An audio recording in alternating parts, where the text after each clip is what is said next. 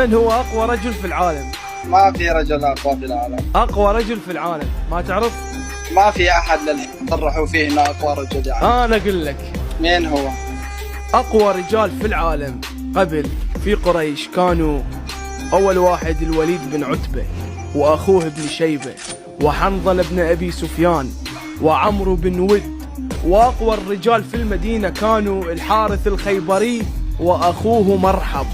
للعلم كل هؤلاء الأبطال قتلهم رجل واحد وهو علي بن أبي طالب.